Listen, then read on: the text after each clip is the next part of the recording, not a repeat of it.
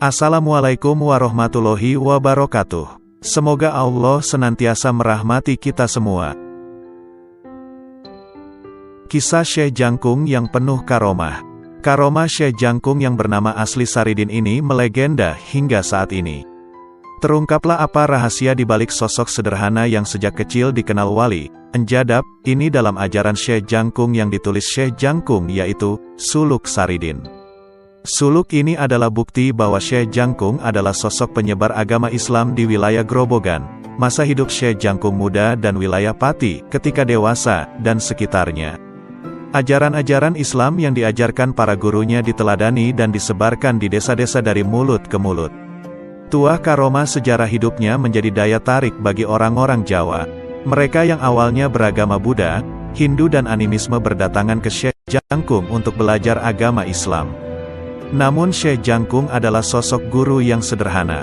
Selama hidupnya, dia memilih untuk menjadi seorang petani lugu yang tinggal di desa Landoh, Pati hingga akhir hayatnya.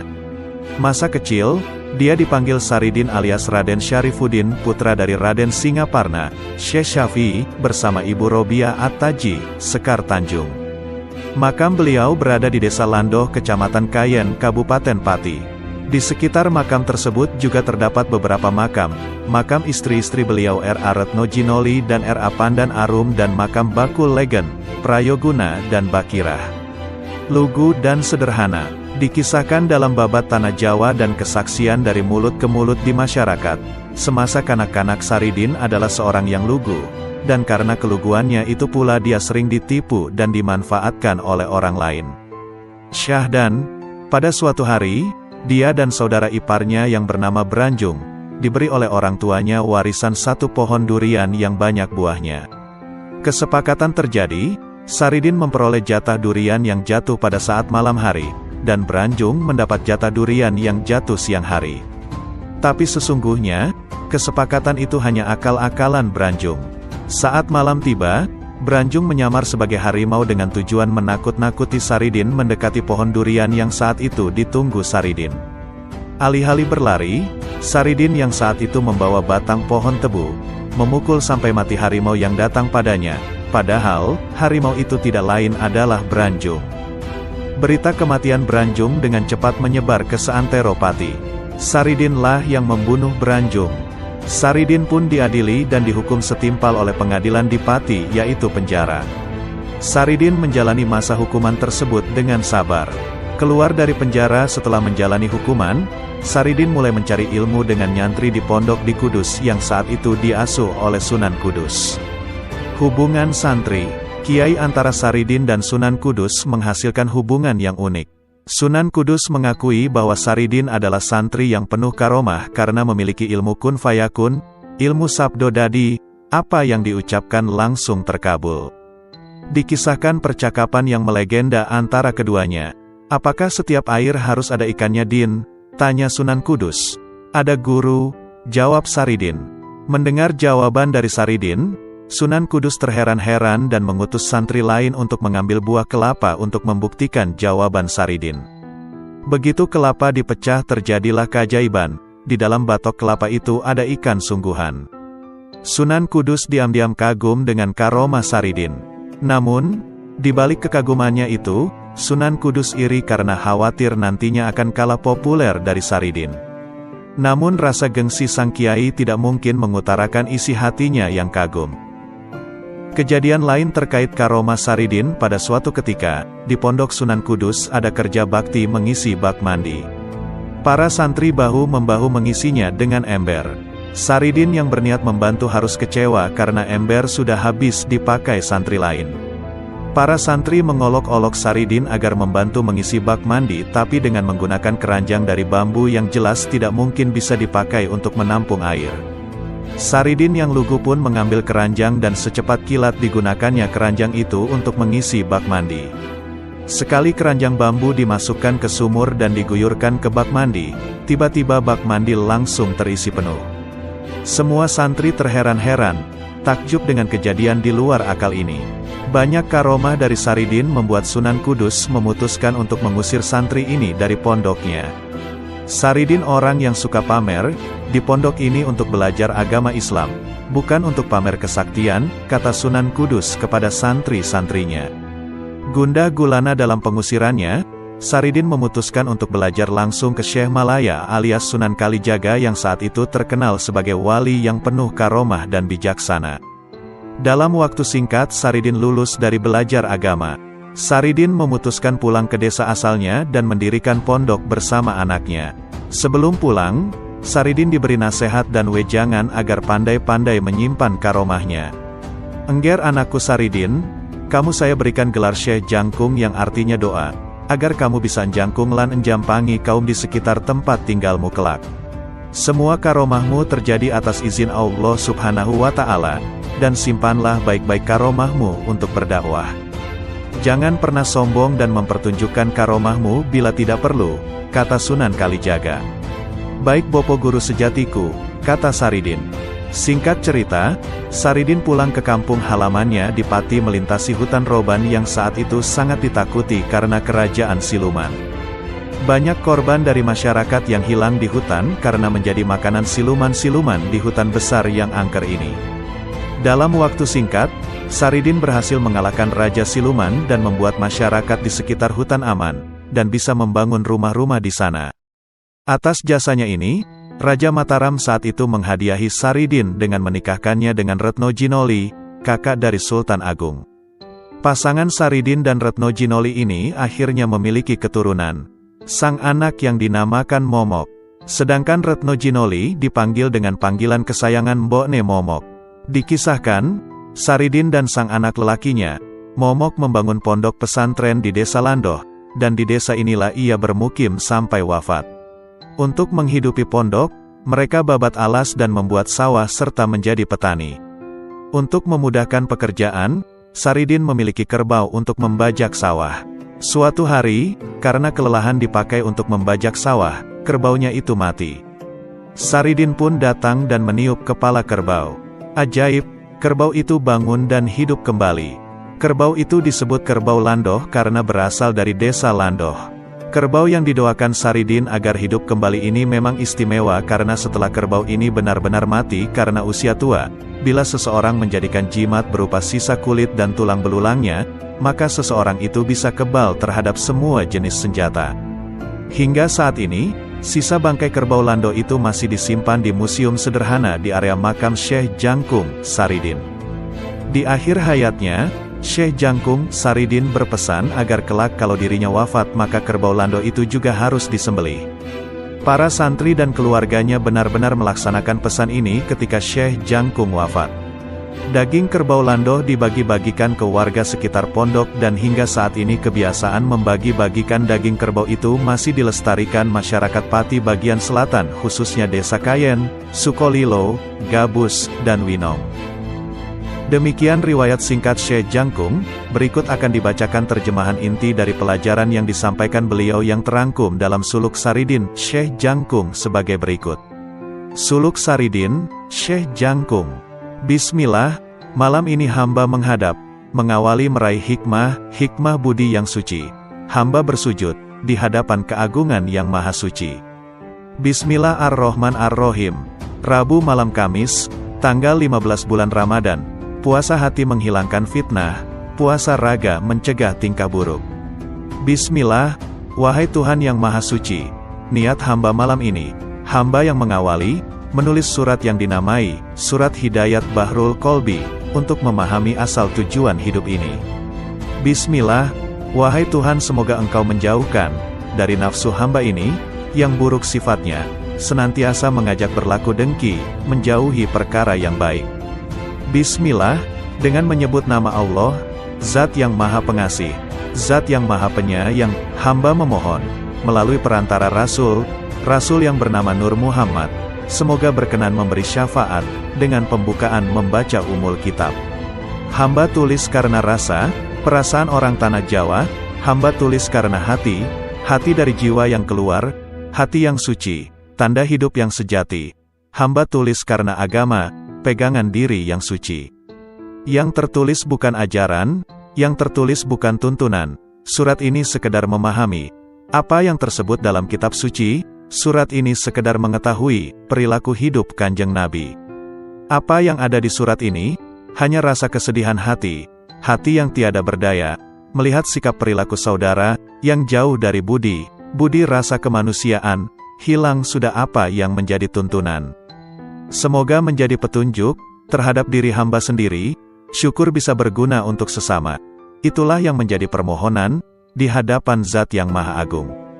Syariat, mengertilah kalian semua, terimalah dengan segala kerendahan jiwa, terimalah dengan tulus dan rela, apa yang menjadi ketetapan dan aturan, apa yang telah digariskan, untuk mengabdi pada keagungan Tuhan.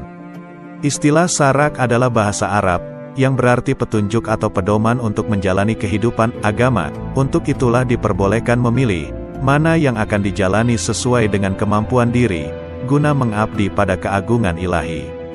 Apa yang telah disyariatkan hendaknya jangan kita tinggal, selama diri ini mampu untuk menjalankan aturan yang menjadi pegangan hidup kita, aturan yang sudah dijelaskan dalam kitab suci Al-Quran. Itu semua tidak lain hanya usaha kita untuk mendapat rahmat dan pengampunan dari Yang Maha Kuasa. Syariat juga diartikan sebuah pertemuan antara badan dengan lisan, bertemunya raga dengan apa yang dikata. Ada juga yang memberi pengertian bahwa syariat adalah pasrah dalam berkhidmat, menyembah dan mengabdi pada keagungan Yang Maha Suci. Syariat atau sembah raga itu merupakan tahap persiapan di mana seseorang harus melewati proses pembersihan diri dengan cara mengikuti peraturan-peraturan yang ada dan yang sudah ditentukan rukun Islam. Maka ingat-ingatlah apa yang tersebut di bawah ini: syahadat dengan penuh keikhlasan, salat dengan khusyuk dan penuh ketaksiman, mengeluarkan zakat harta dan badan untuk sesama, puasa pada bulan Ramadan atas nama pengabdian pada Tuhan, menunaikan ibadah haji untuk meraih kehalusan budi pekerti. 5 sudah tersebut tidak kurang, menjadi ketetapan sebagai rukun Islam, wajib dilakukan bagi orang Islam yang sudah balik, berakal, tidak gila dan sehat. Adapun, jika lupa menjalankan hendaknya diganti pada waktu yang lain. Syariat juga dinamakan melakukan penyembahan dengan menggunakan anggota badan, menyembah pada keagungan Tuhan, Tuhan yang menciptakan alam, sembahyang, begitu kiranya nama yang diberikan. Syahadat sudah menjadi pembukaan bagi orang yang ingin masuk Islam, bersaksi akan wujudnya Tuhan, bersungguh-sungguh membaca syahadat disertai ketetapan hati untuk beriman. Asyhadu an la ilaha illallah wa asyhadu anna Muhammadar Rasulullah. Ucapkanlah dengan lisan, penuh kesadaran tanpa paksaan, masukkan maknanya ke dalam hati, semoga menjadi pusaka untuk terus mengabdi. Hamba bersaksi bahwa tak ada Tuhan yang wajib disembah kecuali Allah Subhanahu wa Ta'ala. Begitu pula dengan Nabi Agung Muhammad Sallallahu Alaihi Wasallam yang menjadi perantara pertolongan umat. Salat, 5 syarat jangan lupa, badan harus suci dari hadas dan najis, menutup aurat jika tidak kesulitan, dilaksanakan di tempat yang suci, mengerti waktu untuk melakukan salat, lalu menghadap kiblat, sempurna sudah yang ditulis. 18 yang menjadi mufakat, rukun sahnya menjalankan salat, niat melakukan salat, berdiri bagi kita yang mampu, mengucapkan takbiratul ihram, membaca surat Al-Fatihah jangan sampai keliru. Ruku dengan tenang lalu berdiri, disebut itidal dengan tegap, hendaknya juga tenang seperti ruku, lalu sujud turun ke bumi, bersama tumakninah yang benar, dinamakan tumakninah, diam sebentar setelah bergerak. 11 itu duduk, di antara 2 sujud, disertai tumakninah, 13 duduk akhir, lalu membaca pujian zikir. 15 membaca solawat kepada Rasul Muhammad, kemudian salam yang pertama, bersama niat keluar salat, tertib menjadi kesempurnaan. Zakat sudah menjadi perintah, dilakukan setahun sekali, bagi orang yang hartanya berlimpah, supaya bersih raga dan harta, jangan sekali-kali kita lupa. Umumnya orang mengeluarkan, malam hari raya Idul Fitri, zakat fitrah dinamai, membersihkan raga dan hati, zakat harta juga begitu, namun umumnya pada tidak rela. Jangan lupa niat di hati, menjalankan rukun fardunya agama, karena Allah tanamkanlah, untuk mendapat keridaannya, supaya menjadi hamba yang mulia. Puasa, Islam, balik, kuat, berakal, 4 sudah disebutkan. Ada juga yang mengatakan, Islam, balik, dan berakal, menjadi syarat menjalankan puasa. Seperti syarat, rukun juga sama, harus dijalankan dengan hati-hati, niat ikhlas di dalam hati, mencegah makan dan minum, jangan bersetubuh. Nomor 3, jangan memuntahkan sesuatu karena sengaja. 4 genap sudah cukup, menjadi syarat rukunnya puasa.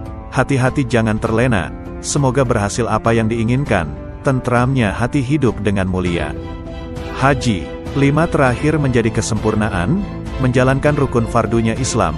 Pergi ziarah ke tanah Mekah, jika kuat dan hartanya berlimpah, hati rela menjauhi fitnah kemanusiaan. 7 jadi kesepakatan, syarat haji yang betulan, Islam, balik, berakal, merdeka, adanya harta dan sarana, aman jalan beserta tempat. Ihram beserta niat, menjadi rukun yang pertama, tawaf berjalan mengelilingi Ka'bah, 5 sa'i jangan lupa, Safa Marwah 7 kali. Tarikat, puji syukur zat yang penyayang, tarekat hanyalah sekadar jalan, bertemunya ucapan dalam pikiran, menimbang memilih dengan tenang, benar tidaknya engkau dengan penuh kesadaran. Tarekat juga dinamakan, sembah cipta yang sebenarnya, mencegah nafsu yang merajalela, menjauhi sifat keburukan, berserah di hadapan Tuhan. Kiranya juga memberi penuturan, makna tarekat yang luhur, diibaratkan laksana samudera, dengan syariat sebagai perahunya, yang ditemukan dengan ilmu. Maka jangan sampai keliru, mendahulukan menjalani syariat, kemudian tarekat jika mampu, namun umumnya kita ini, lupa saat memulai.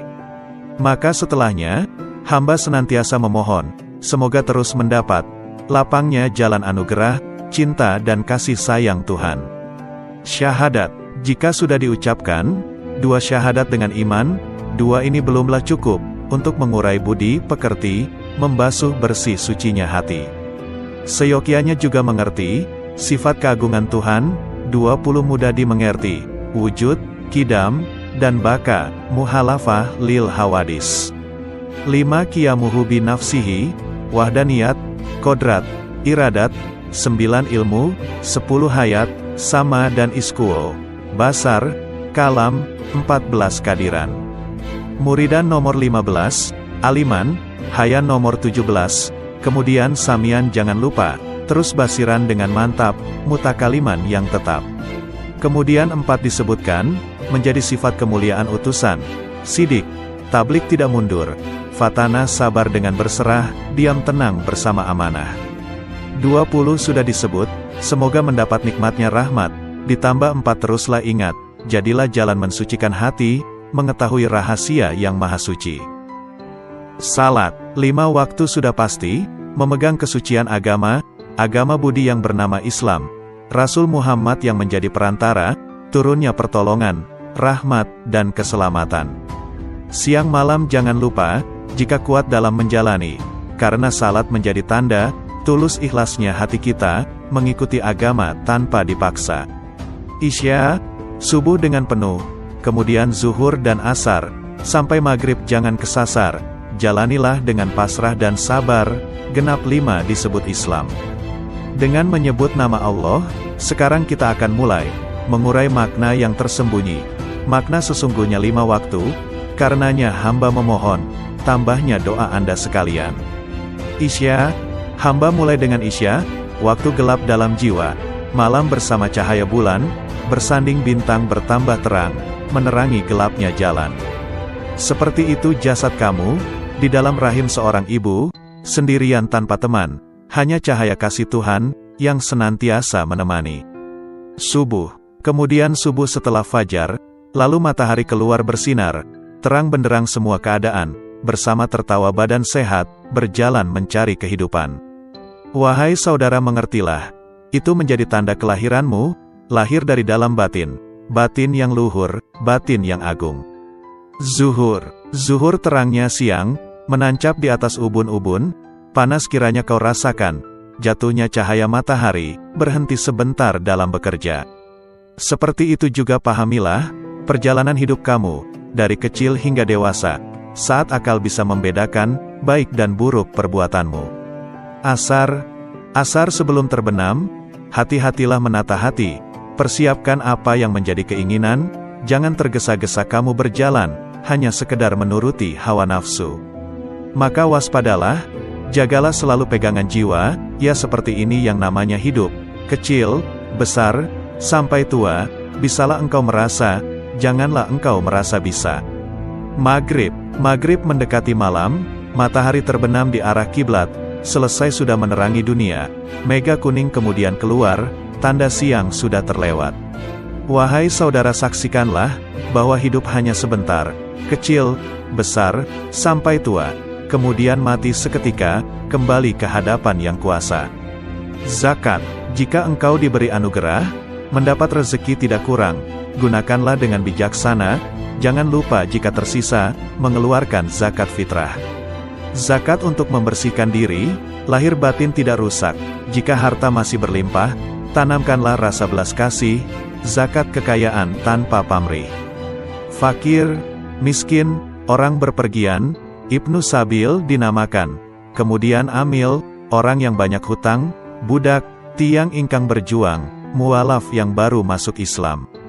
Zakat melatih jiwa dan raga, menjalankan kebajikan dengan rela, merasakan penderitaan sesama, mengurai sifat kemanusiaan, supaya mendapat tetapnya iman. Puasa badan mudah dilakukan, mencegah makan dan minum sepanjang hari, namun puasa jiwa, itu yang seharusnya dijaga, menebar kasih sayang menjauhi pencelaan. Demikian pula puasa hati, sikap lemah lembut sebagai cermin kehalusan budi, supaya mendapat kebaikan sesuai dengan apa yang diingini. Tiada harapan yang diinginkan, kecuali hanya ketentraman dan keselamatan dalam kehidupan.